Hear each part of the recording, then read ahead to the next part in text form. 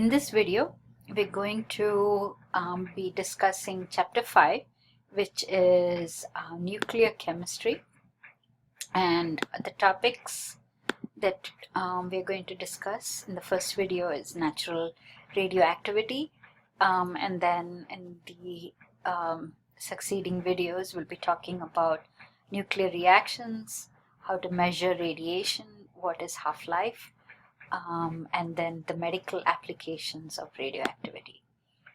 Alright, so here in this picture you can see a nuclear medical technologist working in a hospital with radioisotopes. He administers the radioisotope to the patient and then takes a scan of the emitted radiation, and then that is used to diagnose the medical condition, followed by treatment.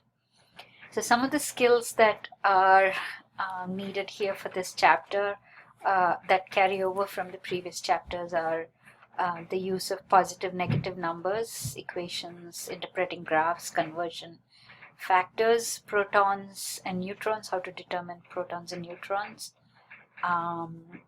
from the periodic table, and also how to write atomic symbols for the radioisotopes. So, what is natural radioactivity? Natural radioactivity is when nuclei that are unstable start breaking down and emitting radiation, and that radiation is in the form of either alpha particles or beta particles or just high energy radiation such as gamma rays, which are very similar to X-rays. So to protect oneself from radiation, especially if you're working with the radioisotopes, like in a nuclear pharmacy, the technician needs to wear protective clothing and work behind this lead shield.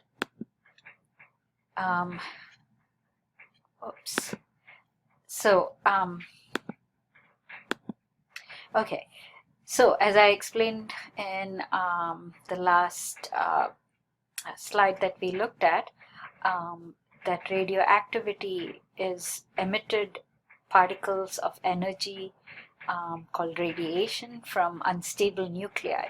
So elements or atoms that are atomic numbers 20 and higher are defined as nuclei in which those proton-proton repulsions are so great that the nuclei starts breaking down. And so the radiation is in the form of alpha, positive radiation, beta particles, which are high-speed electrons, positrons, which are just like beta particles, except they have a positive charge, and then just energy, high energy in the form of gamma rays. So the symbol of a radioisotope is just like writing the symbol of an atomic symbol of an element. You have the symbol of the element, and to the left of it, the superscript is the mass number and the subscript is the atomic number. All right.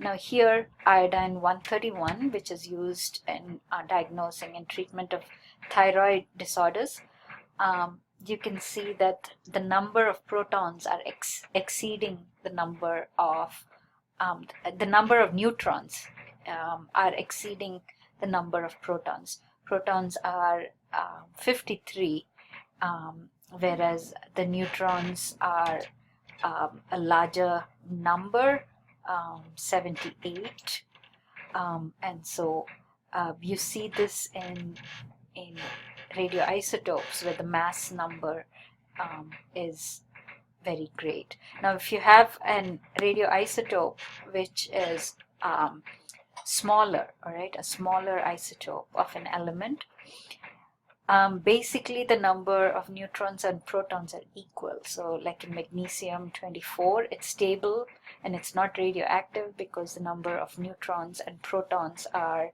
equal to 12. The radioactive isotopes of magnesium, you'll see that the number of neutrons are exceeding the number of protons. Okay.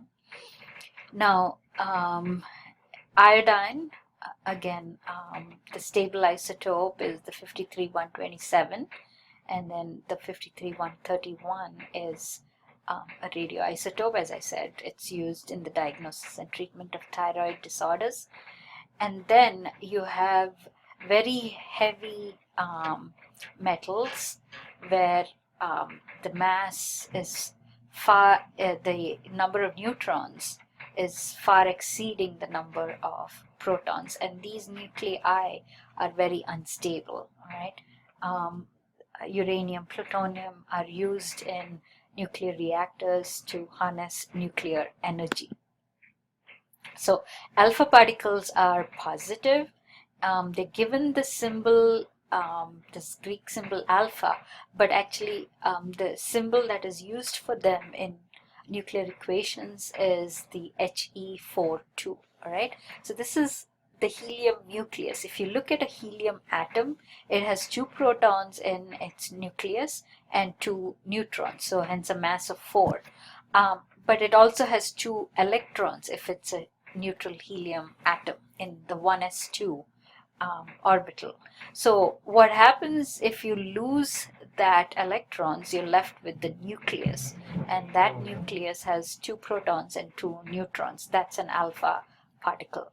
A beta particle, on the other hand, has a symbol much like the electron, lowercase e, with a mass of 0 and then a subscript of -1, a charge of -1. It is formed by the transformation of a neutron into a proton and the beta particle. Positrons are the exact opposite of the electrons. They have a positive charge +1 and a mass, of course, of 0. And they are formed by the transformation of a proton into a neutron and the positron. Just energy is the gamma rays. So there's no particles to them, they're just energy. So to summarize, alpha particles, the symbol is He42, mass 4, charge 2+. Beta particle is got a charge of -1 but mass of 0, so it's E0 -1. And then positron is E0 +1, so it's got a charge of +1. And then you have gamma rays, which is just energy, and then the proton, which has a mass of 1 and a charge of 1, and then a neutron, which has a mass of 1 but no charge. So identify the type, identify and write the symbol for each of the following types of radiation. Alpha would be He42, positron would be E0 +1, and beta would be E0 -1. How do you protect yourself from radiation? Alpha particles are very heavy. If you look at the mass compared to the beta particles or positron, so they don't travel very far. It's just ordinary clothing, a piece of paper are able to stop them in their pathway from traveling very far. Whereas beta particles are able to penetrate a little further compared to the alpha particles, and gamma rays are just energy, so it goes right through. The only way to protect from gamma is to have some kind of concrete block or lead shielding, like the nuclear pharmacists use in the lab. What does this radiation do? Radiation ionizes things. What it does is it knocks out electrons from, say, the skin and creates unstable ions in the cells or even free radicals. And this can lead to disruption of the cell division, and then it can also lead to the causing cancer. So paper and clothing are enough to block and protect from alpha radiation. Heavy clothing like lab coats and gloves can block beta particles. and then lead or concrete is needed to block gamma rays. Okay, so for those who are working with radioisotopes, they need to minimize the amount of time they are near that radioactive source. Also, they have to keep a moderate distance away from the source so as to minimize their exposure to radiation. So the alpha particles, as you can see here, travel only a couple of centimeters in the air, and they don't penetrate too much in the tissue. So just paper and clothing are enough to stop it. Radium-226 is a source of alpha particles. Now radium is found especially in the old buildings. It tends to collect in the basements.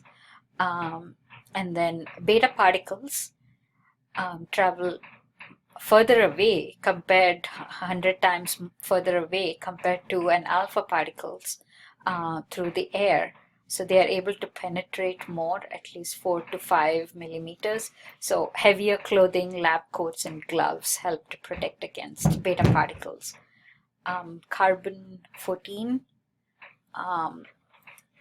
which is used in like carbon dating artifacts, etc. That's a source of beta particles. Gamma rays is just energy, so they are able to penetrate a lot. All right, they travel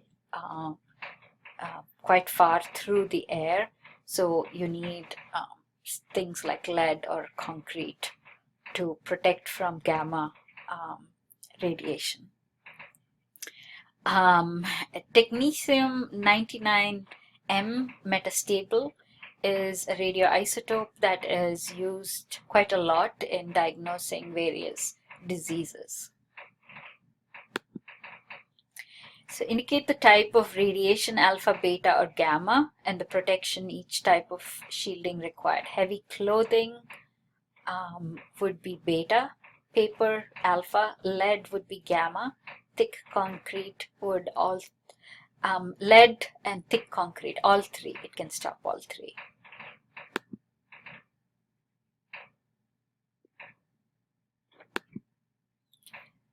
So nuclear reactions. What are nuclear reactions? So in a nuclear reaction, what happens is you have a nucleus that is breaking down, all right? So all of these reactions happen within the nucleus, not in the electrons' presence outside the nucleus, just within the nucleus. So this nucleus is breaking down, as you see here. You have uranium, 92 protons. That means it has 146 neutrons because it has a mass of 238, all right? So it starts breaking up and it emits an alpha particle, helium-42. So then what's left over? How do you balance these reactions? So 92 minus the 2 is 90. That identifies the new element formed because element number 90 is thorium. What is going to be the mass of this thorium isotope? It's going to be 238 minus 4, so it's 234. So in balancing nuclear reactions, you add up the superscripts and then you add up the subscripts. So those numbers should match on the other side, all right? So both sides should have the same magnitude when you add up the total of the superscripts and the total of the subscripts. So in radioactive decay,